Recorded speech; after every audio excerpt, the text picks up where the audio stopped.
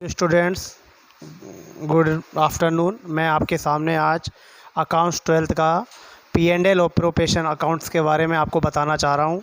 हाँ, तो हम अपना टॉपिक लेते हैं और अपने टॉपिक का नाम है P&L एप्रोप्रिएशन अकाउंट। मैं आपको बता दूँ, P&L appropriation account 11th class में नहीं बनता है, ये ओनली 12th क्लास में बनता है। रीज़न ये है, कारण क्या है, क्योंकि हमने 11th क्लास में ट्रेडिंग अकाउंट बनाया है। ट्रेडिंग अकाउंट के बाद P&L अकाउंट बनाया है और उसके बाद हमने बनाई है बैलेंस शीट। रीज़न ये होता है क्योंकि 11th क्लास में केवल एक ही पार्टनर काम करता है, जिसे अपन सोल ट्रेड बोलते हैं, एकल व्यापार। और जब एक ही व्यापारी काम करता है तो वो अपने खातों में ट्रेडिंग अकाउंट, जिससे अपन का निकलता है ग्रॉस प्रॉफिट, फिर बनता है P&L अकाउंट, जिससे निकलता है नेट प्रॉफिट, और फिर अपनी बनती है लास्ट में बैलेंस शीट। समझ में आया? अब P&L अकाउंट केवल आपका नेट प्रॉफिट शो करेगा। नेट प्रॉफिट शो क्यों करेगा? क्योंकि इस नेट प्रॉफिट पर केवल एक ही बिजनेसमैन का क्या है, हक है। जबकि P&L एप्रोप्रिएशन अकाउंट, जिसको हम P&L डिस्ट्रीब्यूशन अकाउंट भी कह सकते हैं, और डिस्ट्रीब्यूशन का मतलब जानते हो आप, बंटवारा। तो यहाँ पर प्रॉफिट और लॉस का क्या होगा, बंटवारा। तो बंटवारा यहाँ पर बंटवारा क्यों नहीं हुआ? क्योंकि यहाँ पर काम करने वाला व्यक्ति सिंगल था, और जिसे सिंगल पर्सन के द्वारा चलाया जाता है उसे बोलते हैं सोल ट्रेड। जबकि P&L एप्रोप्रिएशन अकाउंट हमेशा पार्टनरशिप में बनाया जाता है, क्योंकि इसमें प्रॉफिट और लॉस का क्या किया जाता है, बंटवारा। और ये बंटवारा केवल एक व्यक्ति में नहीं होगा, दो या दो से अधिक। समझ में आ गया? तो P&L एप्रोप्रिएशन अकाउंट हम बनाना सीखेंगे। P&L एप्रोप्रिएशन अकाउंट हमेशा दो या दो से अधिक व्यक्तियों के मध्य बनाया जाएगा, 2 and 2 मोर देन। समझ में आया?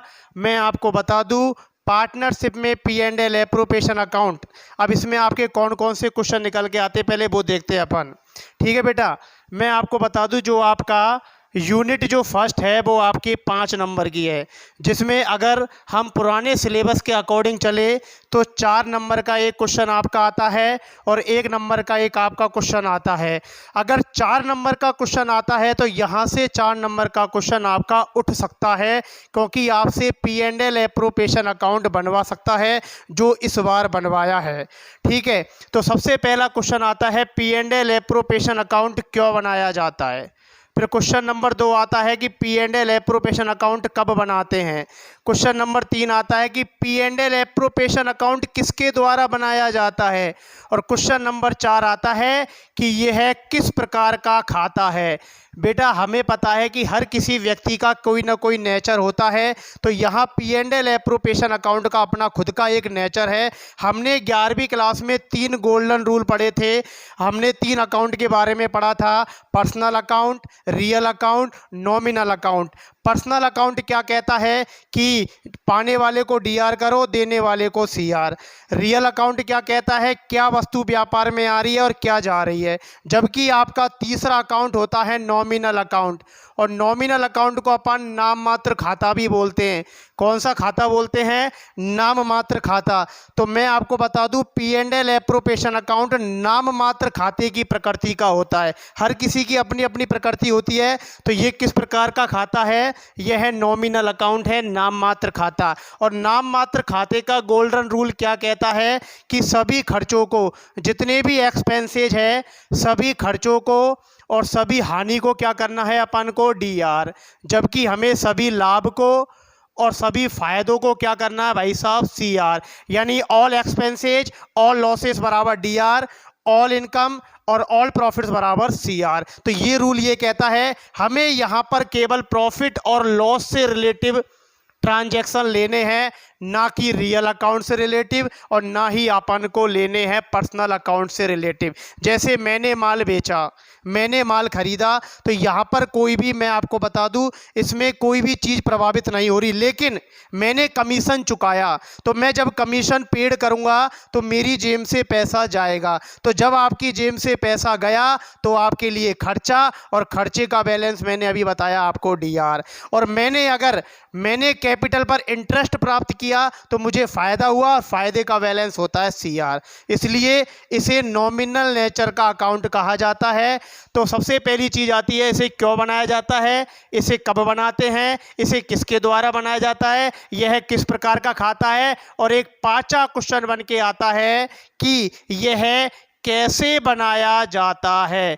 इसे बनाने का हमें फॉर्मेट भी तो पता होना चाहिए, बिना फॉर्मेट के आप नहीं बना सकते। तो हम इन 5 क्वेश्चन को एक ही सिंगल क्वेश्चन से कंप्लीट करेंगे। तो देखो बच्चों, अब मैं आपके सामने P&L एप्रोप्रिएशन अकाउंट बना रहा हूं। तो अपन बनाना सीख रहे हैं P&L एप्रोप्रिएशन अकाउंट। सबसे पहले ऊपर आपको लिखना है P&L एप्रोप्रिएशन अकाउंट, ठीक है। उसके बाद आपको यहाँ नीचे सेकंड लाइन से लिखना है for the year ending, for the year ending, और जो भी आपकी डेट है वो आपको तारीख लिखनी है। मैं आपको बता दूं, प्रत्येक ट्रांजैक्शन के 2 पक्ष होते हैं, DR साइड और आपका होता है CR साइड, ठीक है बेटा। तो यहाँ पर अपन DR और CR आपने लिखिया, क्योंकि प्रत्येक ट्रांजैक्शन के 2 पक्ष होते हैं, एक पाने वाला होता है तो दूसरा खोने वाला, एक को खर्चा होता है तो दूसरे को फ़ायदा। तो यहाँ पर अपन P&L अकाउंट बना रहे हैं। तो सबसे पहला आता है क्यों बनाया जाता है, तो बेटा लाभ हानि को बांटने के लिए बनाया जाता है। तो लाभ हानि अपन बांटेंगे इसमें। कब बनाया जाता है, तो बेटा हमेशा सारे खाते वर्ष के अंत में बनते हैं। तो 31 मार्च, 31 दिसंबर जो भी है, वर्ष के अंत में इसको बंद करना है।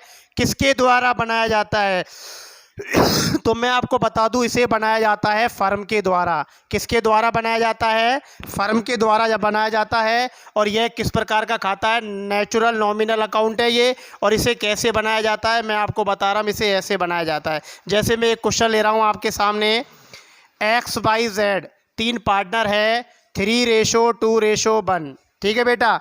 अब मुझे पता है किसी भी व्यापार को स्टार्ट करने से पहले सबसे पहले उसमें कैपिटल लगाई जाती है। तो मैं आपको बता दूं, X ने 90,000 रुपये की कैपिटल लगाई, Y ने 50,000 रुपये की कैपिटल लगाई और Z ने 30,000 रुपये की कैपिटल लगाई, ठीक है बेटा। अब अगला क्वेश्चन आपका आ रहा है कंडीशन नंबर 1। इसमें पहली लाइन क्या कह रहा है कि सभी पार्टनर को कैपिटल पर 10% पर एनम से क्या दिया जाता है बेटा, इंटरेस्ट दिया जाता है। कंडीशन नंबर 2 आ रही है, एक्स को 1200 रुपये पर एनम क्या दी जाती है, सैलरी दी जाती है। ये आपका एक छोटा सा क्वेश्चन है। और तीसरी जो कंडीशन है, ये क्या कहता है कि जब वर्ष का अंत हुआ, जब आपका व्यापार खत्म हुआ, 1 साल आपकी कंप्लीट हुई, तो आपकी जो फर्म है उसने 72,000 रुपये का क्या किया, प्रॉफिट अर्न किया। 72,000 रुपये का प्रॉफिट अर्न किया। तो अब ये आपके सामने एक क्वेश्चन है, ठीक है बेटा। हाँ, तो पहला है 10% पर एनम से इंटरेस्ट देना है, 1200 रुपये पर एनम सैलरी देनी है, किसको, एक्स को। और 72,000 रुपये का प्रॉफिट कमाया है फर्म ने, ना कि किसी पार्टनर ने, क्योंकि पार्टनर कहाँ काम करते हैं, फर्म में काम करते हैं। तो पूरा प्रॉफिट कौन कमाएगी, फर्म। तो सबसे पहला बात आती है, इसे किसके द्वारा बनाया जाता है, फर्म के द्वारा। अब मैं आपको बता दूं, तो बेटा जो फर्म का प्रॉफिट होगा वो CR साइड और जो फर्म का लॉस होगा वो DR साइड, ठीक है। तो सबसे पहले बताओ मुझे, फर्म ने कितने रुपए का प्रॉफिट कमाया, 72,000 रुपये का फर्म ने प्रॉफिट कमाया।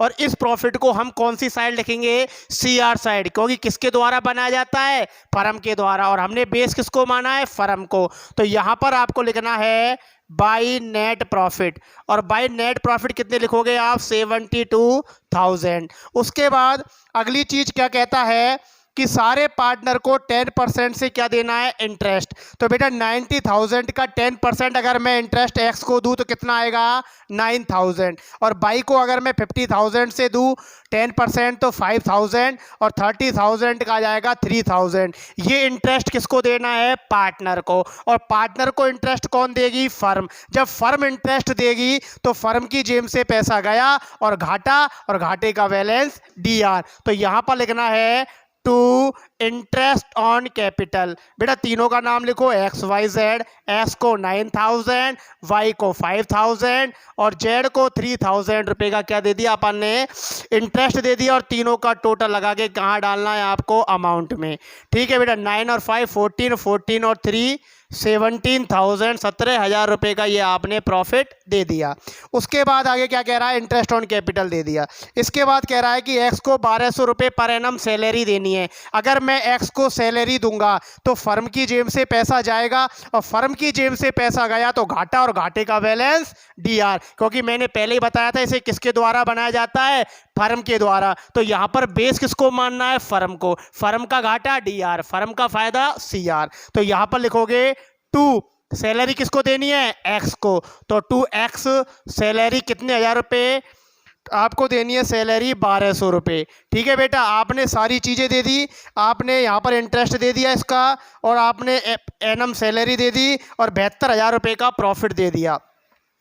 अब मुझे ये बताओ आप कहाँ का टोटल ज़्यादा है, डीआर साइड या सीआर साइड। सीआर साइड का टोटल ज़्यादा है, तो इस सीआर साइड के टोटल को दोनों तरफ लिखो।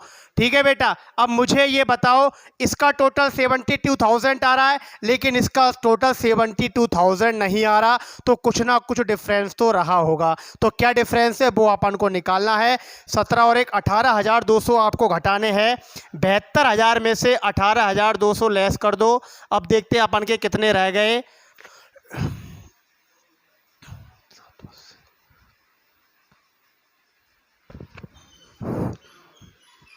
53,800। अब इस 53,800 को आपको तीनों पार्टनर में 3:2:1 में क्या करना है, डिस्ट्रीब्यूट। अगर मान लो रेशो नहीं दे तो आपको क्या करना है, इक्वल रेशो में करना है, क्योंकि इंडियन पार्टनरशिप एक्ट 1932 के कुछ रूल्स हैं जो अपने आप ही क्या हो जाते हैं, फॉलो हो जाते हैं। तो लेकिन यहाँ पर आपको रेशो दे रखा है, तो इसी रेशो में हमको इसको क्या करना है, डिवाइड करना है, इसे बांटना है तीनों पार्टनर में, क्योंकि काम करने वाले तीनों पार्टनर हैं। तो यहाँ पर अपन बांट रहे हैं, और ये कहाँ पर ट्रांसफ़र होगा, पार्टनर्स कैपिटल में। तो 2 पार्टनर्स कैपिटल अकाउंट, और किसको कर रहे हैं अपन, शेयर प्रॉफिट। हाँ भैया, तीनों बांटेंगे, एक्स वाई और जेड, तीनों में बांटो 53,800 को। तो अपन 53,800 को सबसे पहले मैं दे रहा हूँ एक्स को। हाँ, एक्स का रेशो बताओ, 3:3 और 2 5 और 6। हाँ देखो भैया,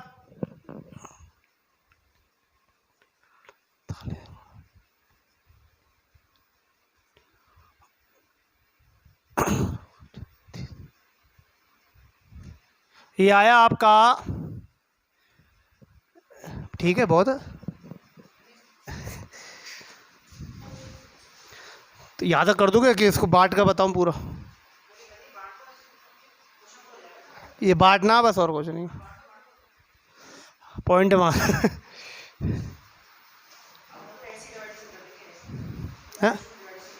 हाँ, आपको ये जो है 53,800 को आपको 3:2:1 में क्या करना है, यहाँ पर डिवाइड करना है।